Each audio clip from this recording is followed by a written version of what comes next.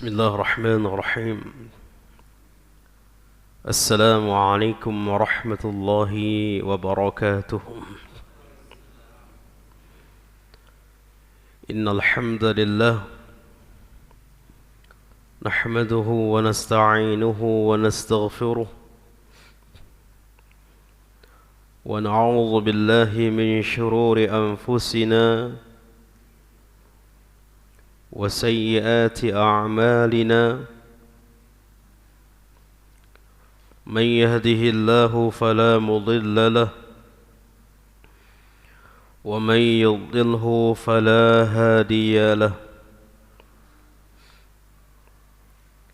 أشهد أن لا إله إلا الله وحده لا شريك له وأشهد أن محمدًا عبده ورسوله وحبيبه وخليله ولا نبي ولا رسول بعد. يا أيها الذين آمنوا اتقوا الله حق تقاته ولا تموتن إلا وأنتم مسلمون. أما بعد فإن أصدق الحديث كتاب الله وخير الهدي هدي محمد صلى الله عليه وسلم وشر الأمور محدثاتها وكل محدثة بدعة وكل بدعة ضلالة وكل ضلالة في النار. إخواني والأخوات في الدين رحمني ورحمكم الله. Alhamdulillah, kita senantiasa memuji Allah Rabbul Izzati wal Jalalah karena kemaha sempurnaan Allah dan karena nikmat dan karunia yang senantiasa Allah berikan, Allah curahkan kepada kita. Di antara nikmat itu Allah mudahkan kita untuk duduk di majelis ilmu seperti saat ini. Walaupun memang sewagiannya kajian kita di setiap malam Rabu dan malam Khamis, tapi ada beberapa hal yang kami meminta kepada panitia untuk kita majukan di malam Senin dan malam Selasa. InsyaAllah pertemuan akan datang, semoga Allah mudahkan kembali normal. Ahibati fillah, kita membahas al-usul al-thalathah, kitab al-usul al-thalathah, yang kita masih berada pembahasan anwa'ul ibadah, macam-macam ibadah. Setelah penulis membahas tentang Allah yang merupakan pondasi yang pertama, membahas tentang Allah, kemudian penulis membahas tentang kewajiban kita kepada Allah adalah beribadah. Dan memang tujuan kita diciptakan oleh Allah untuk beribadah. Wa ma khalaqtul jinna wal insa illa liya'budun. Tidaklah aku menciptakan jin dan manusia illa liya'budun, agar mereka kecuali untuk mereka beribadah, mentauhidkan Allah, beribadah kepada Allah.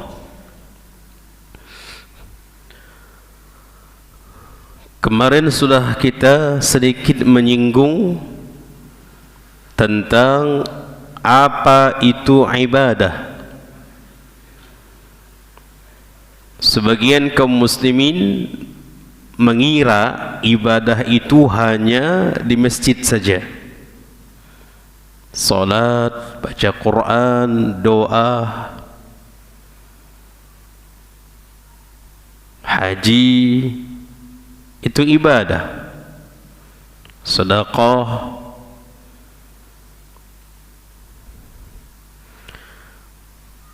Maka para ulama memberikan definisi lebih luas dari itu, dan yang lebih mendalam definisi yang disebutkan oleh Al-Imam Ibnu Taimiyah tentang definisi ibadah. Walaupun ulama-ulama lain menyebutkan apa itu ibadah, namun yang lebih mencakup kesempurnaan atau secara keseluruhan adalah yang diberikan definisi oleh Al-Imam Ibnu Taimiyah. Al-Imam Ibnu Taimiyah punya murid Al-Imam Ibnu Qayyim. Sebagian orang mengambil muridnya saja, membuang gurunya. Ketika Al-Imam Ibnu Qayyim kita sampaikan ucapannya, didengarnya.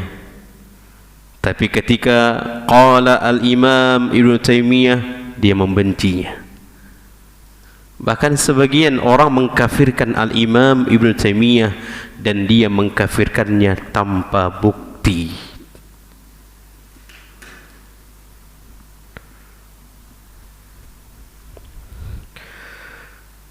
Beliau mengatakan ismun jami', ibadah itu adalah ismun jami' likulli ma yuhibbuhu Allah wa yardah minal aqwali wal af'ali al-zahirah wal batinah. Sebuah nama ibadah itu adalah sebuah nama yang mencakup segala apapun yang dicintai oleh Allah dan diridhai oleh Allah, baik itu ucapan maupun perbuatan, baik itu zahir maupun batin. Maka seluruh yang dicintai oleh Allah, baik itu ucapan maupun perbuatan, baik itu ibadah zahir ataupun ibadah batin, kalau Allah cintai dan ridhai, maka itu disebut dengan ibadah. Berarti perbuatan yang kita lakukan, ucapan yang kita lakukan, kalau Allah cinta dan ridha atas perbuatan yang kita lakukan, maka itu disebut dengan ibadah. Berarti kita mendapatkan pahala dari Allah. Namun yang harus kita garis bawahi adalah kalau Allah ridha atau cinta, barulah itu dinamakan ibadah. Barulah ibadah itu diberikan ganjaran oleh Allah. Tapi kalau perbuatan tersebut, ucapan tersebut Allah tidak ridha, Allah tidak suka, maka itu bukan disebut ibadah. Kalau bukan itu disebut ibadah, berarti ada enggak ganjaran pahalanya? Allah tak akan berikan. Jadi Ustaz, bagaimana? Sia-sia? Naam, sia-sia.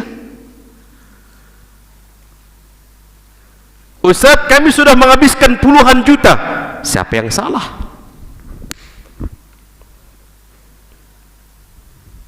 Sia-sia. Jangankan puluhan juta, 100 juta pun sekalipun, kalau Allah tidak ridho, Allah tidak suka, Allah enggak berikan ganjaran. Jadi patokannya, pedomannya adalah cinta Allah atau ridho Allah terhadap perbuatan kita atau ucapan kita, baru disebut dengan ibadah. Dan setiap ibadah yang kita lakukan, yang Allah cinta, yang Allah ridho, maka pasti Allah berikan ganjarannya.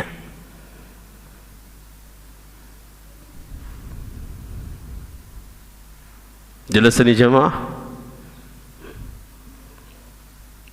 Sekarang begini, dari mana kita tahu ini ucapan dicintai oleh Allah? Dari mana kita tahu perbuatan yang kita perbuat ini diridhoi oleh Allah? Dari mana kita tahu? Maka kembalikanlah itu kepada Rasulullah. Setiap apa yang dilakukan oleh Rasulullah berupa ibadah pasti diterima atau tidak? Pasti. Pasti Allah cinta atau tidak? Pasti. Pasti Allah ridhoi atau tidak? Pasti. Berarti kalau kita mengikuti itu, maka ibadah kita pun diterima, ibadah kita pun dicintai, ibadah kita pun diridhoi oleh Allah. Kenapa? Karena kita mengikuti apa yang dilakukan oleh Nabi. Kalau yang dilakukan oleh selain dari Nabi, ada enggak jaminan diterima? Enggak ada jaminan. Ada enggak jaminan itu diridhoi oleh Allah atau dicintai oleh Allah? Tidak ada jaminan. Kalau tidak ada jaminan, itu meraba namanya. Sudah ada yang dijamin, kenapa kita masih mencari yang belum dijamin?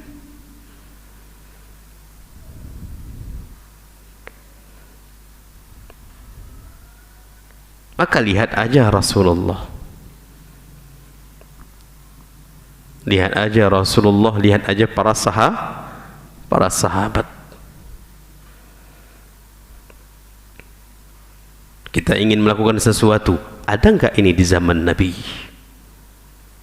Pernah enggak ini diucapkan oleh Nabi? Pernah enggak ini diperbuat oleh Nabi?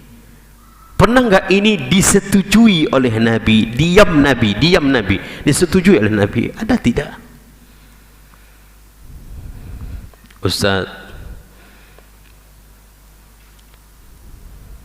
Utsman ibnu Affan mengkumpulkan Al-Quran. Iya Pak, mengkumpulkan Al-Quran. Dan mengkumpulkan Al-Quran itu Ustaz tidak ada di zaman Nabi.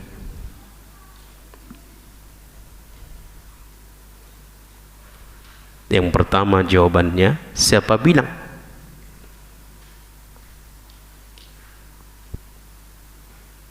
Utsman ibnu Affan mengkumpulkan Al-Quran karena sudah selesai turun wahyu, sehingga dikumpulkanlah, dan beliau membuat sebuah metode qiraah. Itu disebut dengan Quran Utsmani, untuk menyatukan bacaan seluruh umat Islam.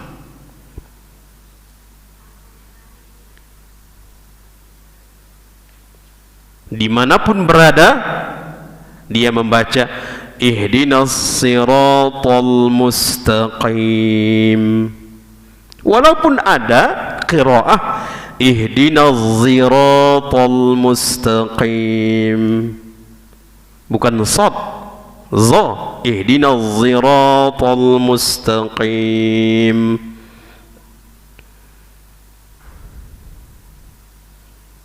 Banyak qiraah. Kalau qiraah itu sampai kepada sanadnya bisa saja. Namun Utsman ingin bagaimana seluruh umat Islam faham atau bersatu bacaannya. Yang kedua, apa yang dilakukan oleh Utsman disetujui oleh Nabi atau tidak? Disetujui oleh Nabi. Kata Nabi SAW, alaikum bisunnati, hendaklah kalian memegang teguh sunnahku. Ustaz, kan sunnah. Sunnah maksud di dalam hadis adalah menyandarkan segala urusan agama kepada Nabi. Itu sunnah. Jenggot sunnah atau tidak? Sunnah di kalangan siapa?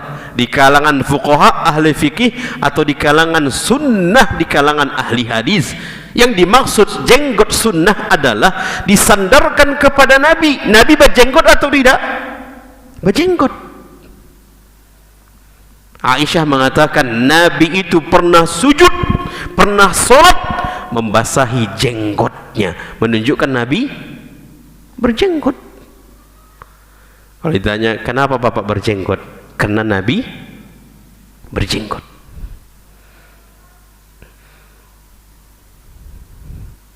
Nabi SAW berpakaian di atas mata kaki. Di atas mata kaki. Kenapa bapak berpakaian seperti itu di atas mata kaki? Karena Nabi berpakaian seperti ini. Jadi sunnah itu maksudnya adalah disandarkan seluruhnya kepada Nabi. Maka Nabi SAW mengatakan, alaikum bisunnati, hendaklah kalian memegang sunnahku, memegang seluruh agamaku, wa sunnatil khulafa'ur rasyidin al-mahdiyyin, dan sunnahnya khulafa' rasyidin. Bukankah Utsman khulafa'ur rasyidin? Sudah rekomendasi Nabi. Jadi apa yang dilakukan oleh Utsman sudah direkomendasi oleh Nabi. Mengikuti Utsman adalah bagian dari sunnah Nabi. Jelas ini jemaah? Jadi jangan sampai berhujjah perbuatan Umar, perbuatan Utsman. Sudah ada rekomendasi Nabi. Kalau ada perbuatan para sahabat khulafaur rasyidin yang tidak ada secara kasat mata kita, sebenarnya ada. Sebenarnya ada. Ada asal usulnya dari Nabi. Taruhlah nggak ada, kita tidak tahu asal usulnya. Tapi perbuatan Utsman misalnya tidak ada di dalam perbuatan Nabi. Kembalikan kepada hadis bahwa apa yang dilakukan oleh Utsman, oleh Abu Bakar, oleh Utsman, oleh Umar, oleh Ali sudah disetujui oleh Rasul. Dan bahkan Nabi mengatakan itu bagian dari sunnah Nabi. Kalau begitu Ustaz, azan Jumat 2 kali sunnah siapa? Hah? Di zaman siapa azan 2 kali? Zaman Nabi berapa kali? Sekali. Di zaman siapa azan 2 kali? Utsman ibnu Affan. Cuman kalau kita ingin mengikuti azannya Utsman, waktunya pun pas seperti zaman Utsman.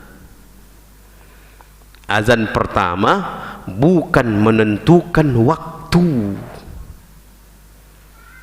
Azan di zaman Utsman itu memperingatkan kepada umat Islam waktu Jumat sudah mulai masuk. Sehingga azan pertama di zaman Utsman untuk siap-siap umat Islam, bukan menunjukkan masuk waktu. Di azan kedua baru menunjukkan waktu masuk. Makanya di zaman Utsman itu di azan pertama 1 jam sebelum waktu sholat.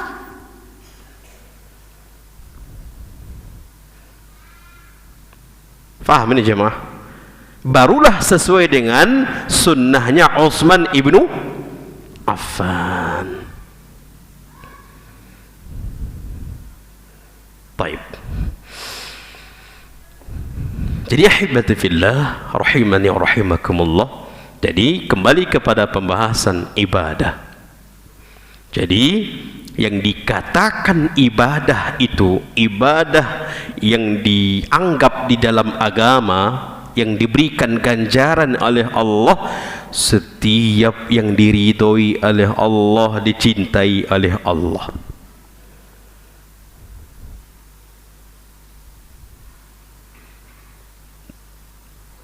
Baik itu ibadah zahir maupun ibadah batin.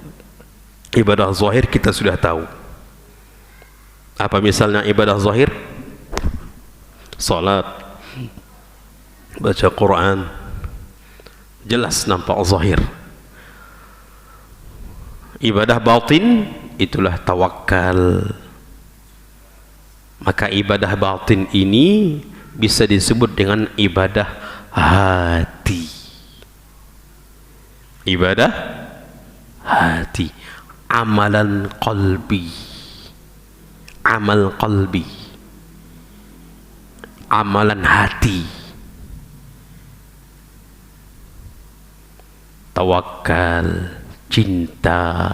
Cinta itu di mana? Di hati. Berserah, berharap. Berharap di mana? Di hati. Takut. Ini adalah amalan batin, dan ini adalah disebut juga ibadah. Faham ini jemaah? Jadi patokannya adalah Allah cinta atau tidak. Itu patokannya. Kalau Allah tidak cinta, Allah tidak ridha, maka tidak dianggap sebagai ibadah, walaupun manusia menganggapnya sebagai ibadah. Baik.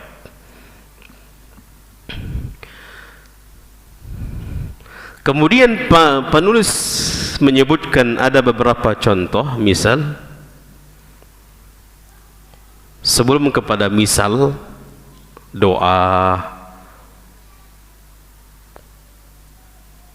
kemudian menyembelih, sebelum masuk kepada misal ini, penulis menyebutkan maratibuddin, tingkatan-tingkatan agama. Di dalam agama ada berapa tingkatan? Ada 3. Ada Islam, kemudian iman, kemudian ihsan. Tingkatan Islam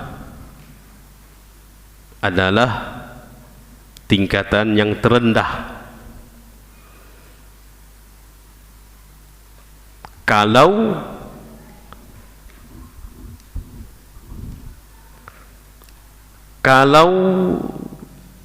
disebutkan di dalam Al-Quran maupun di dalam hadis,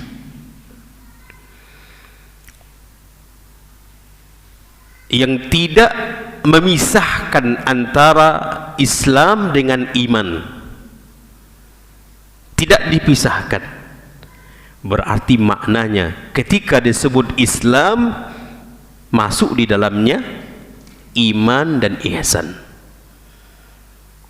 Seperti dalam Al-Quran, innad dina indallahil Islam.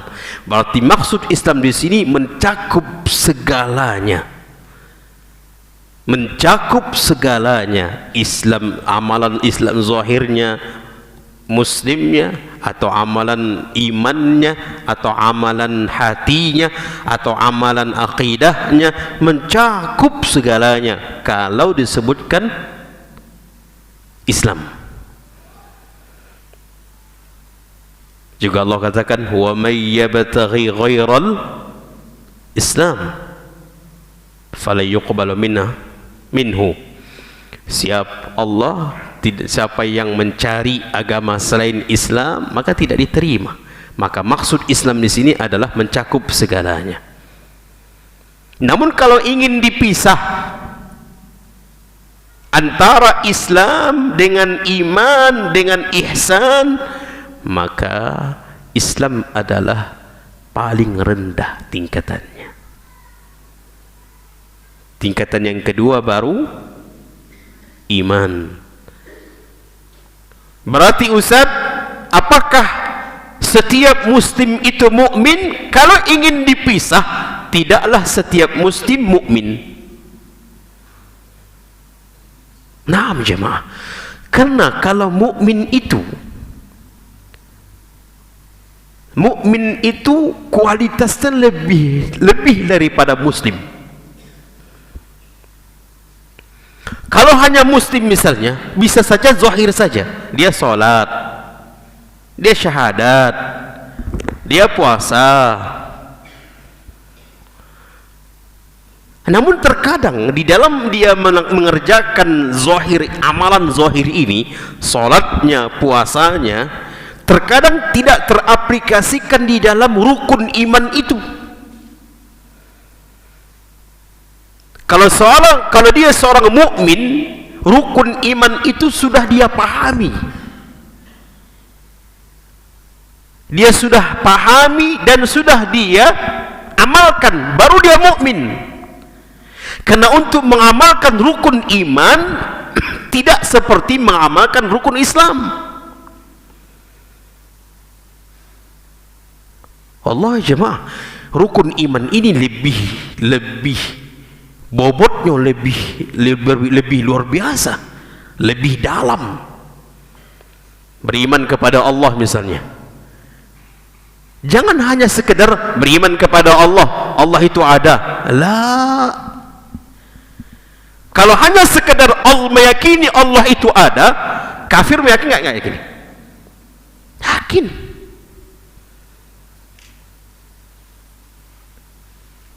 Tapi yang dimaksud dengan berimannya kepada Allah adalah berimannya segala macam bentuk tauhid. Bergabung di dalamnya tauhid rububiyah, bergabung di dalamnya tauhid uluhiyah, bergabung di dalamnya tauhid asma'u was sifat.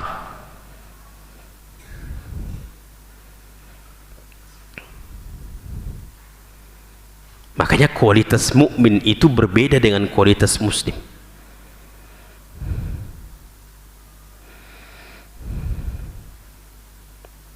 Ya.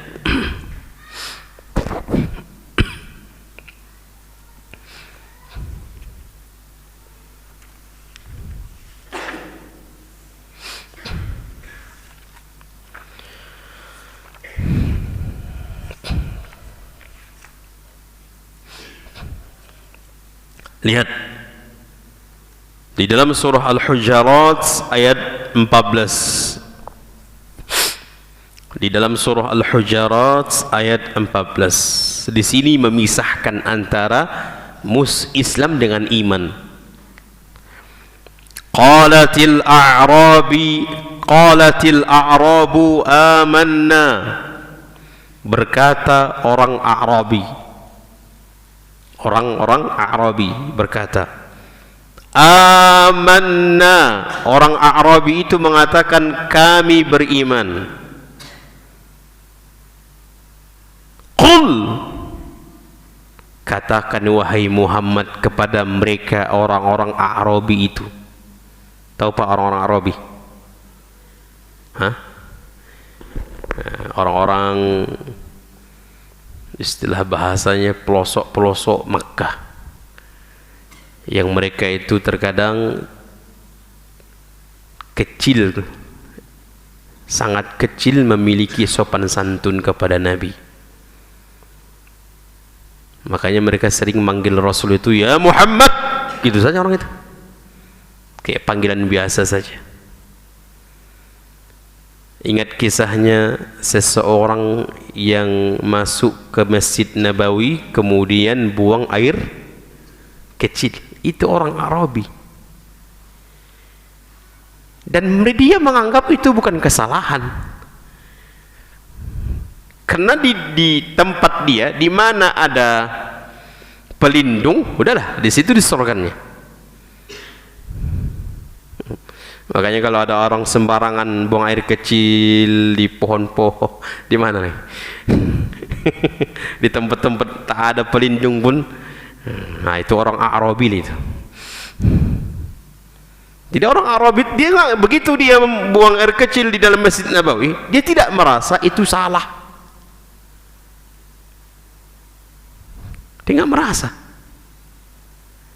Makanya ketika para sahabat ingin memberikan pelajaran kepada dia, Nabi menahan. Jangan. Disuruh Nabi, salah seorang sahabat mengambil air secukupnya, kemudian Nabi menuangkannya ke tempat dia di mana membuang air kecil.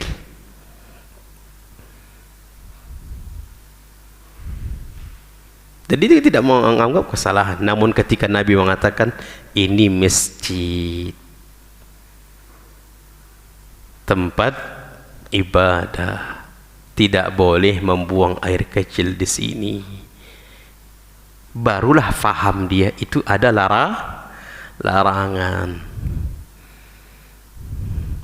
Allah jemaah, kalau kita menelusuri hadis riwayat ini, wallahi banyak kali hikmah, termasuk hikmah berdakwah itu pun kadang-kadang dia tidak tahu itu salah. Begitu kita sampaikan baru dia tahu itu salah. Sahabat ini ingin bangkit, ingin memberikan pelajaran. Nabi mengatakan jangan.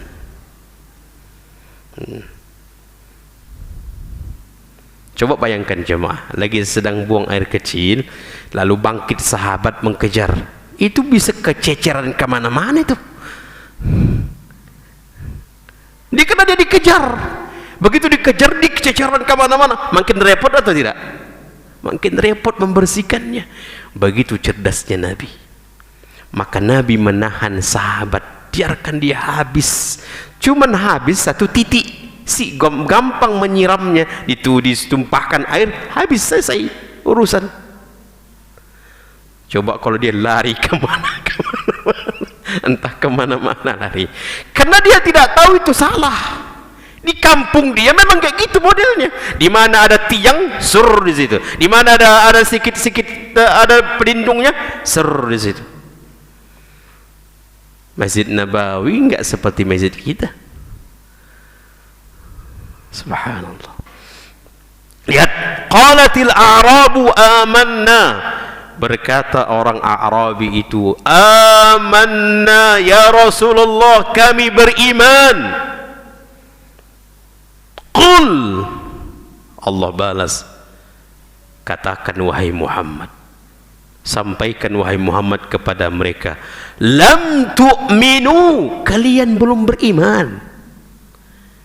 Kalian belum beriman, walakin qulu aslamna, tapi kalian masih kami muslim. Berarti di sini ayat membedakan antara muslim dengan mukmin, membedakan Islam dengan iman. Karena tingkatan iman harus melebihi tingkatan Islam. Wallahi jemaah, wallahi di masyarakat kita pun akan nampak dengan jelas kualitas keislaman seseorang itu berbeda-beda. Kualitas keimanan seseorang itu berbeda-beda. Ada muslim itu wallahi jemaah, dia rajin luar biasa ibadah, rajin ibadah, puasanya tidak tinggal, dia jaga puasanya, dia jaga sholat tahajudnya, dia jaga sedekahnya, tapi masih minta ke kuburan, dan dia tidak tahu itu merupakan kesalahan. Dia nggak tahu, dia nggak tahu.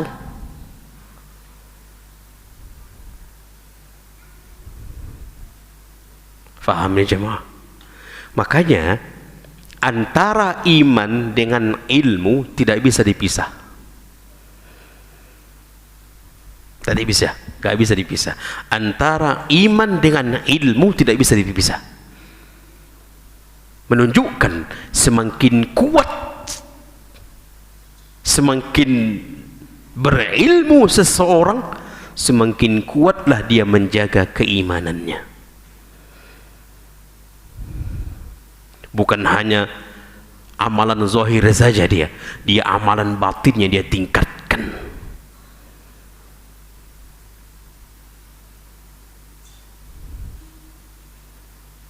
Amalan batin ditingkatkan.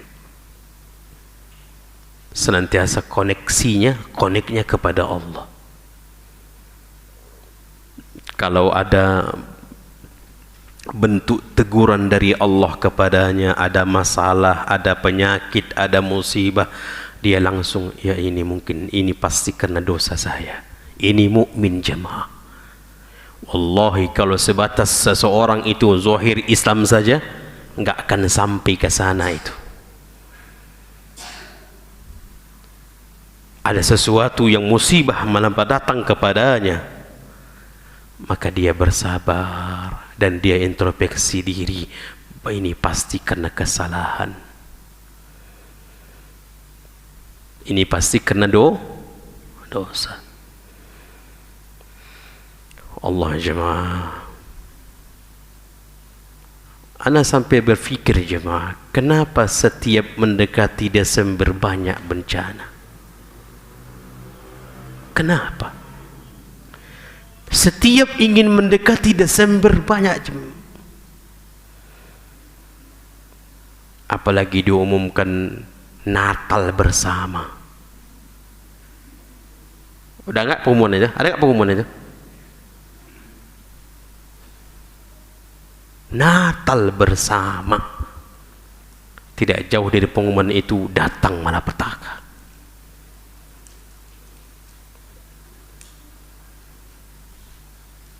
Ada lagi yang mengatakan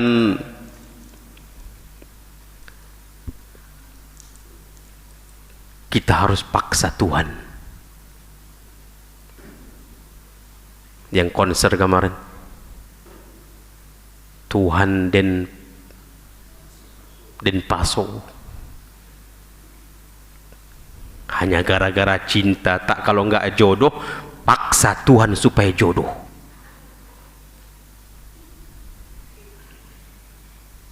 Cobalah paksa seperti ini sekarang. Siapa yang bisa maksa Allah?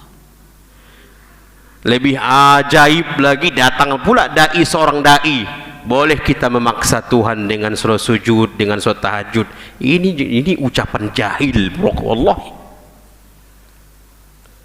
Apapun bentuknya, kita sujud sekalipun, itu bukan memaksa Tuhan, itu bukan memaksa Allah. Itu ini kalau berbicara orang jahil, jahil murakkab.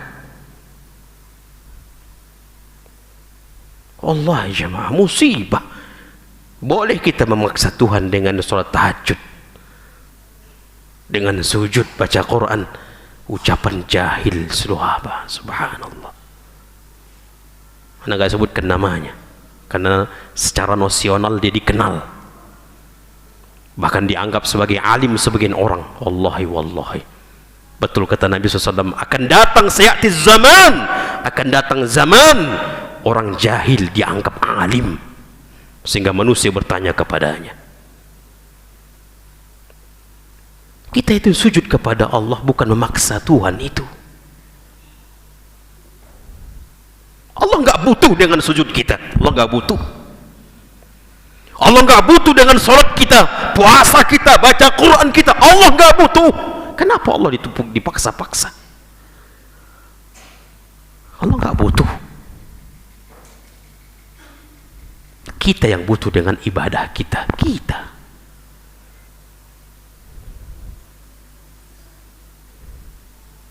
Allah ya, anda mendengar itu ucapannya kaget kali sana.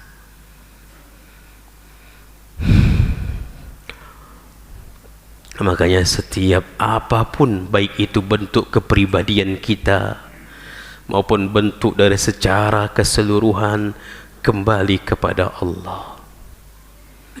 Tidak akan mungkin itu terjadi kecuali karena dosa-dosa kita. Kalau ada sesuatu yang kita dapatkan ini, ya Allah, kok sulit kali ya Allah, itu karena dosa kita. Terkadang kata para ulama, itu sebagai teguran kita supaya jangan semakin jauh kita dari Allah. Bisa saja dengan teguran itu baru kita kembali kepada Allah, istighfar kepadanya, kemudian kembali melaksanakan kewajiban-kewajiban kita kepada Allah. Udah Isya? Baik. Ya dan jemaah, jadi qul lam tu'minu, katakan ya Muhammad kepada orang-orang Arab itu, kalian belum beriman,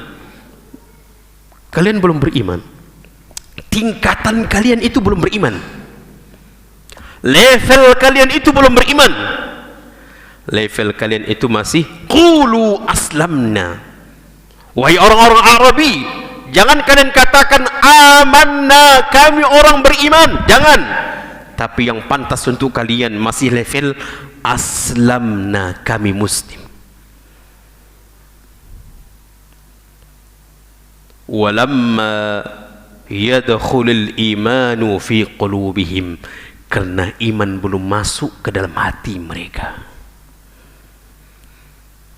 Nah, di sini kata para ulama, wallahi luar biasa, disebutkan antara iman dengan hati, menunjukkan iman di mana? Hati. Periksa semua rukun iman mengarah kepada hati, sampai kepada iman kepada qadar dan takdir. Ada takdir baik dan ada takdir buruk. Itu pandangan kita jemaah.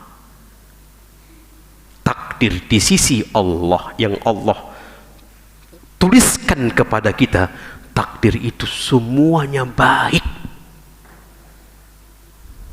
Makanya kalau ketika cengkerama tadi cerita-cerita sama Solihun, ada pernah apa tadi? Pernah ada judul lagu takdir yang kejam. Ini kena kejahilan. Wallahi takdir itu semuanya baik. Harus yakin itu. Di mana ada takdir baik, di mana ada takdir buruk, kita yang memandang itu buruk. Kenapa kita memandang itu takdir buruk? Karena tidak sesuai dengan harapan kita, tidak sesuai dengan keinginan kita, lalu kita menganggap itu buruk. Padahal bisa saja itu yang terbaik yang Allah berikan kepada kita. Asa an takrahu syai'an wa huwa khairun lakum, wa asa an tuhibbu syai'an wa huwa karhun lakum. Bisa saja apa yang kalian pandang itu baik, itu buruk untuk kalian, dan bisa saja apa yang kalian pandang itu buruk, baik untuk kalian, kata Allah di dalam Al-Quran. Jadi takdir itu semua pasti baik. Baik, kita masuk Isya, kita sholat Isya dulu, habis itu pulang. Kita lanjut insyaallah beberapa menit. Wassallallahu ala nabiyina Muhammadin wa ala alihi wa sahbihi ajma'in. Wassalamualaikum warahmatullahi wabarakatuh. Bismillahirrahmanirrahim. Assalamualaikum warahmatullahi wabarakatuh. Alhamdulillahi rabbil alamin. والصلاة والسلام على أشرف الأنبياء والمرسلين وعلى آله وأصحابه أجمعين.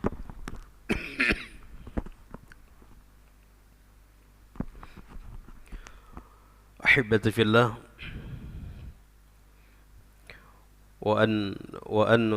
وأنواع العبادة allati amara Allah biha,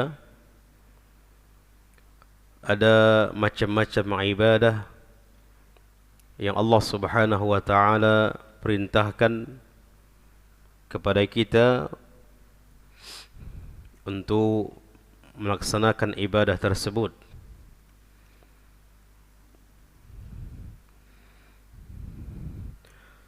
Mislu al-Islam wal-Iman wal-Ihsan. Penulis menyebutkan Islam, iman dan ihsan. Yang kita sudah sebutkan tadi, ini adalah tingkatan-tingkatan di dalam agama kita. Al-Islam, Islam itu adalah al-istislam. Al-istislamu lillahi bitauhidi. Menyerah kepada Allah, pasrah kepada Allah bitauhidi, dengan mentauhidkan Allah. Jadi dikatakan kita muslim artinya adalah menyerah, pasrah kepada siapa? Kepada Allah. Kenapa kita menyerah? Karena kita tidak memiliki kemampuan apa-apa. Seperti halnya musuh, kalau sudah kalah di dalam medan perang mereka menyerah. Kalau sudah menyerah, mereka akan melakukan apapun yang diperbuat, diperintah, dilarang, mereka perbuat. Maka demikianlah kita menyerah, terlebih penyerahan kita kepada Allah. Hakikatnya muslim itu dia siap diperintah, siap dilarang. Karena dia sudah menyerah. Dia sudah menyerah. Siap diperintah, siap dilarang. Wal inqiyadu lahu bit-tha'ah. Kemudian Islam itu artinya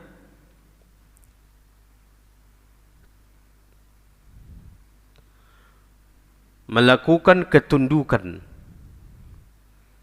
tunduk kepada Allah, dan ketundukan dia kepada Allah bit-tha'ah, karena dasar ketaatan, bukan tunduk karena terpaksa, bukan tunduk karena niat riya,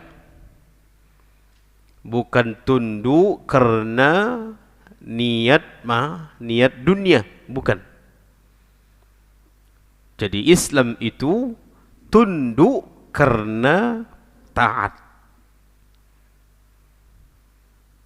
Ketika seorang muslim tunduk kepada perintah Allah, itu karena taatnya kepada Allah.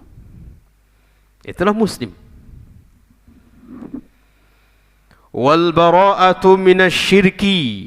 Jadi muslim itu berlepas diri dari kesyirikan. Makanya kalau setiap muslim memahami maksud dari kemusliman dia, tidak ada lagi yang namanya syirik. Tidak ada lagi yang namanya yang tidak mengerjakan perintah, enggak ada lagi. Yang tidak mengerjakan kewajiban. Harusnya dia muslim taat. Muslim taat.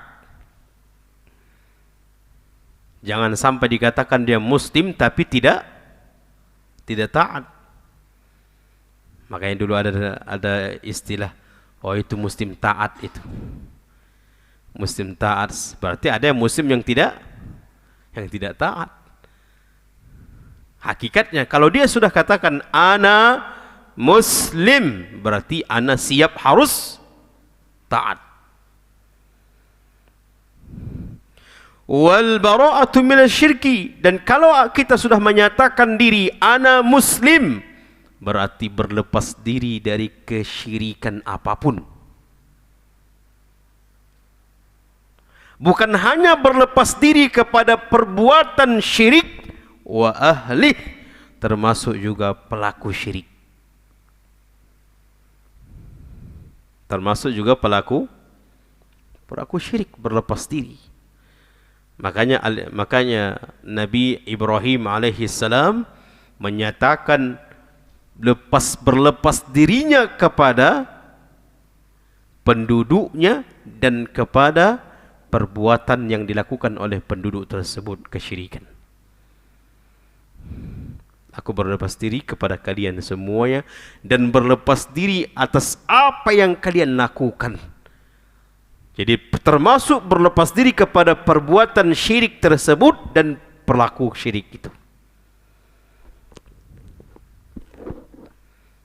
Berlepas diri dari itu.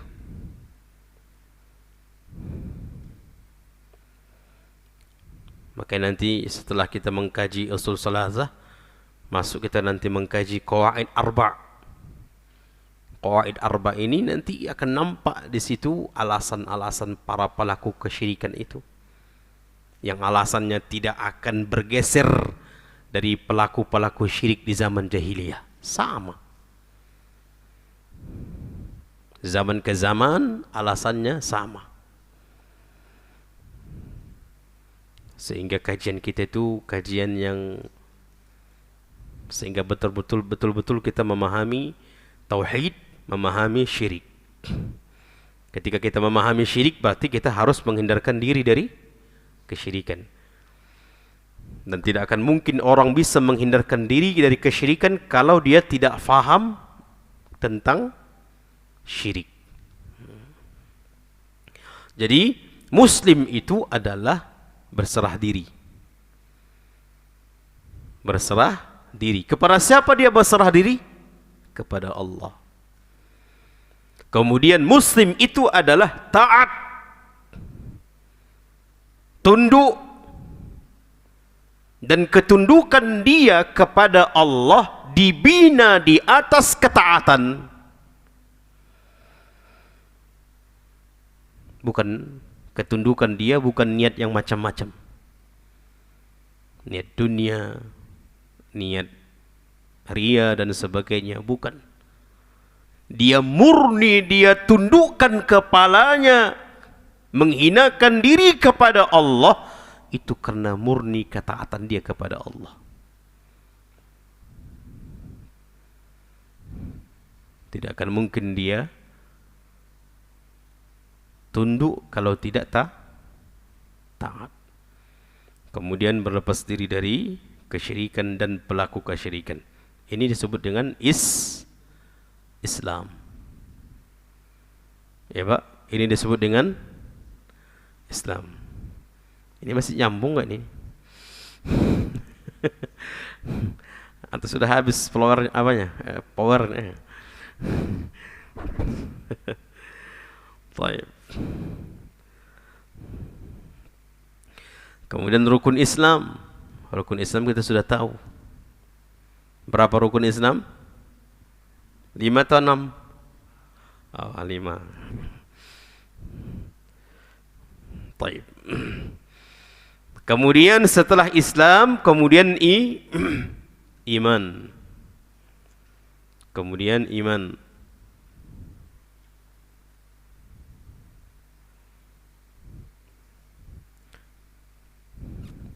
Kita lihat apa itu iman. Dikatakan oleh para ulama, makna al-iman syar'an wa huwa ma dalla alaihi al-kitab wa sunnah wa ijma' as-salaf salih min al-a'immah. Secara syar'i, iman itu Dan ini berdasarkan Al-Quran dan hadis dan juga ijma' salaf saleh dan para a'immah, para imam. Mereka meyakini iman itu adalah annahu qaulun bil lisan, ucapan dengan lisan, wa i'tiqadan wa i'tiqadun wa amalun bil jinan,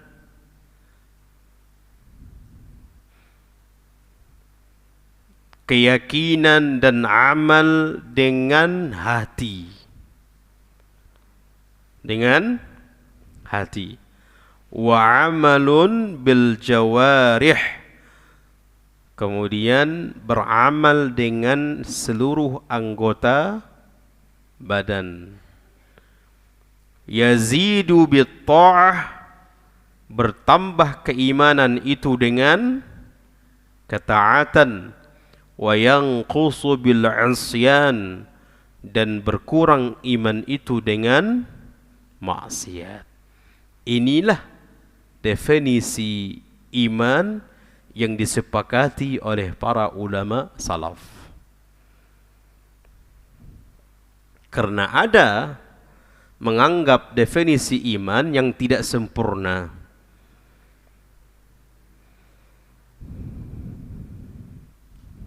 Sebagian mengatakan iman itu kalau sudah dia membenarkan di dalam hati, walaupun dia bermaksiat, maka sudah beriman, sempurna imannya. Kalau dia sudah meyakini, membenarkan di dalam hatinya, walaupun dia pelaku dosa besar, imannya sempurna seperti imannya Abu Bakar.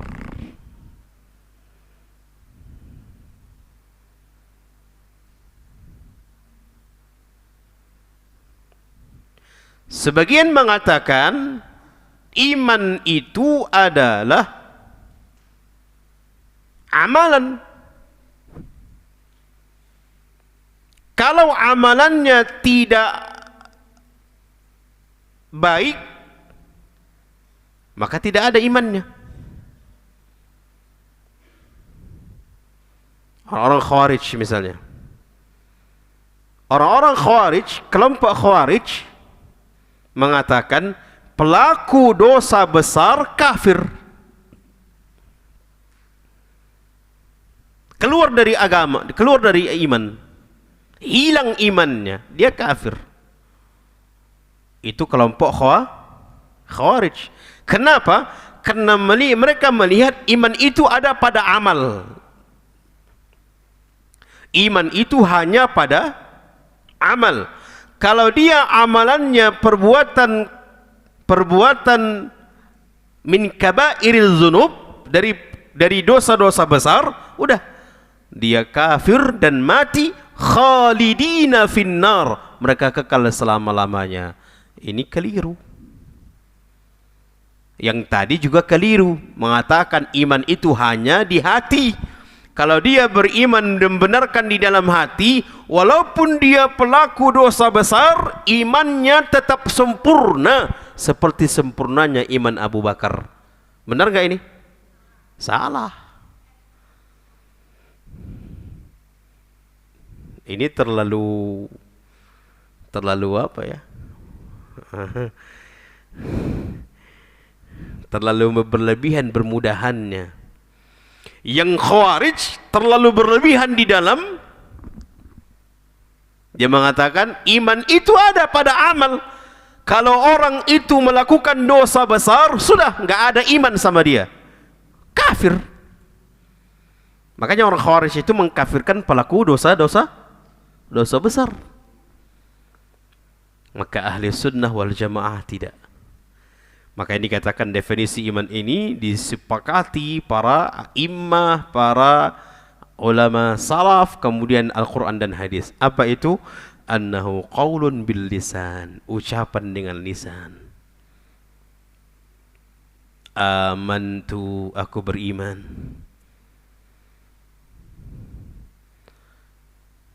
Abu Talib jemaah, dia dalam hatinya beriman gak itu? Abu Talib dalam hatinya beriman gak? beriman. Di dalam hati Abu Thalib membenarkan apa yang dibawa oleh keponakannya. Dia benarkan. Namun apakah dia mengucapkannya? Tidak. Dia tidak mengucapkannya. Makanya iman itu dituntut harus mengucapkan. Kemudian membenarkan di dalam hati. Keyakinan di dalam hati, meyakini di dalam hati. Cukup? Tidak. Wa amalun bil jawarih, dan dia juga harus melakukan amalan dengan iman itu dengan anggota badan. Kita sudah mengucapkan 2 kalimah syahadah. Kita sudah mengatakan amantu billah, aku beriman kepada Allah. Kemudian ucapan itu dibenarkan di dalam hati kita, dimasukkan ke dalam hati kita, yakin seyakin-yakinnya kita di dalam hati. Kemudian yang ketiga, harus melakukan amal. Iman itu ada hubungannya dengan amal. Paham jemaah?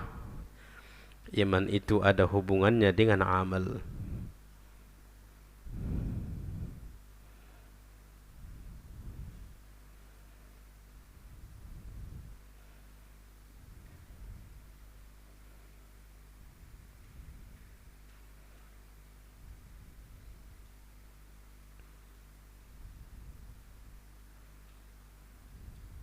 Baik.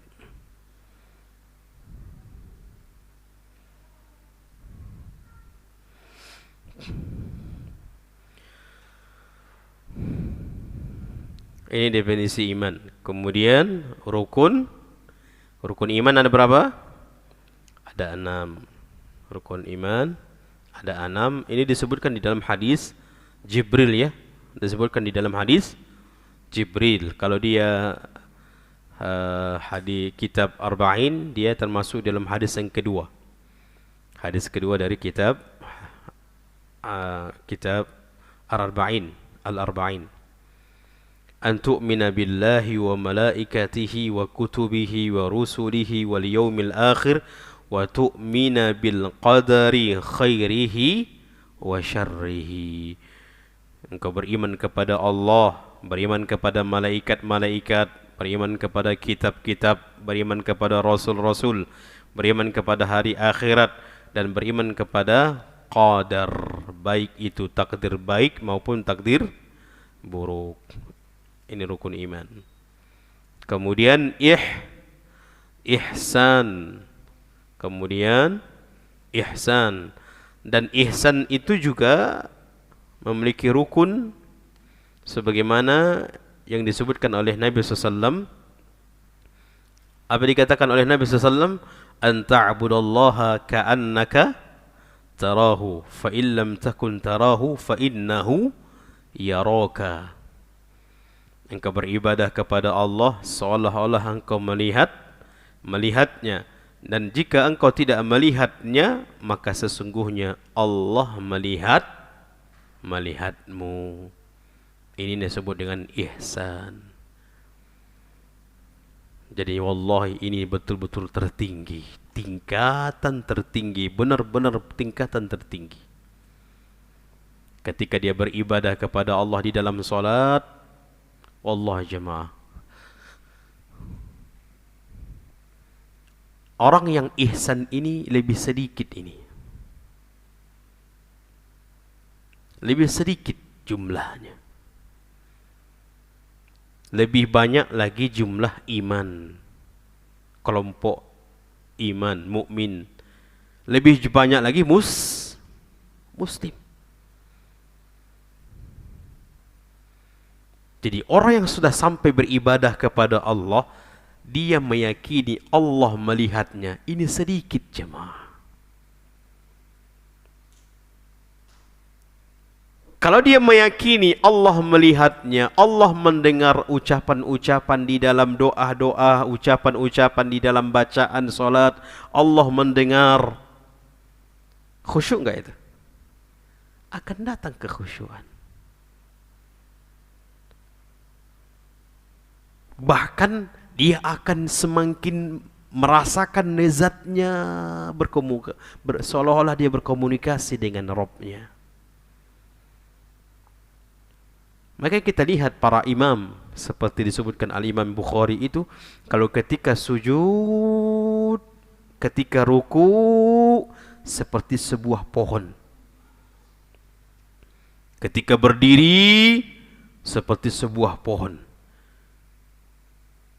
Bahkan burung-burung menghinggap ke kepala mereka karena tak bergerak. Mereka betul-betul menghayati, karena mereka saling karena mereka meyakini ada komunikasi di dalam solat itu dengan Rabb-nya.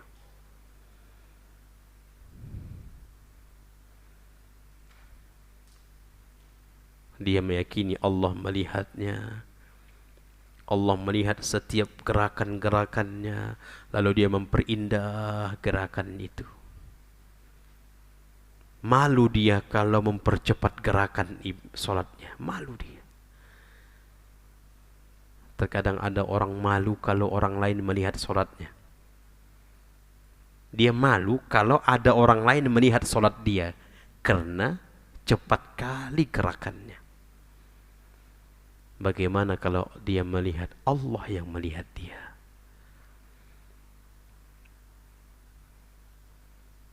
Bacaan-bacaan ketika sujud, ketika ruku, dia yakin apa yang dia ucapkan Allah dengar.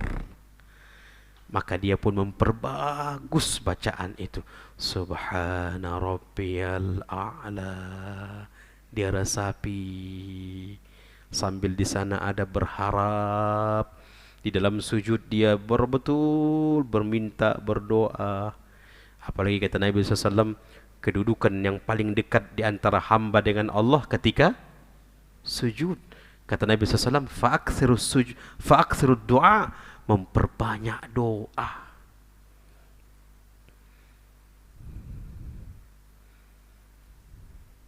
Allah ya jemaah, ini adalah solatnya orang yang muhsin, orang yang sudah sampai kepada tingkatan ihsan. Walaupun dia namanya bukan si ihsan, tak nampak lagi si ihsan kayaknya. Kayaknya Pak Herman tetangganya itu Pak Herman. Entah dia makan apa ya dia enggak.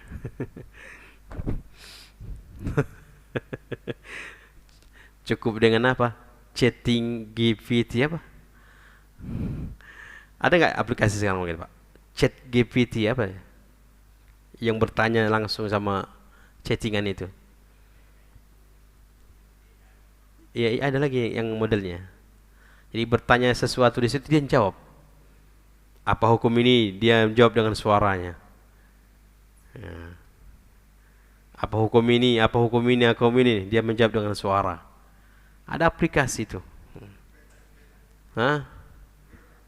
Entah aplikasi apa. Ada aplikasi chat GPT PT ya. GPT. Allah alam tahu aplikasi. Jadi semua ditanya, semua dijawabnya. Tapi tak tahu apakah itu salah atau tidak. Ustaz Abdurrahman Al-Amiri ketika ditanyanya dijawabnya bersalahan. Dan alhamdulillah diposting Ustaz Abdurrahman Al-Amiri itu.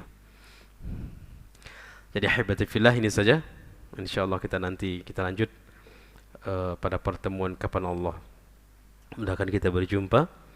Kita lanjut tentang pembahasan kitab Al-Usul As-Salasah. Insyaallah kita langsung masuk kepada pembahasan doa dan macam-macam doa ibadah lainnya insyaallah. Ini saja. Ada kira-kira pertanyaan, Pak? Fadhal.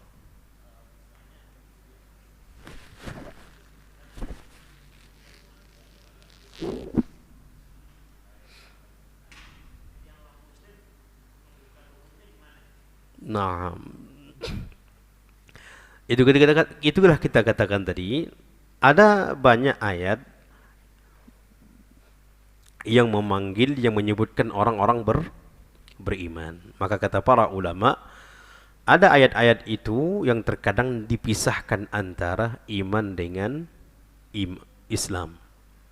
Seperti yang kita bacakan tadi, qalatil a'rabu amanna. Dalam Al-Quran tadi berkata orang Arabi, saya beriman. Di sini ayat memisahkan antara iman dengan Islam, memisahkan antara mukmin dengan muslim. Namun secara umum kalau Allah mengatakan ya ayyuhallazina amanu, hai orang-orang beriman, maksudnya seluruhnya mencakup muslim, mukmin, muhsin. Mencakup iman, mencakup Islam, mencakup ihsan. Baik itu laki-laki maupun perempuan.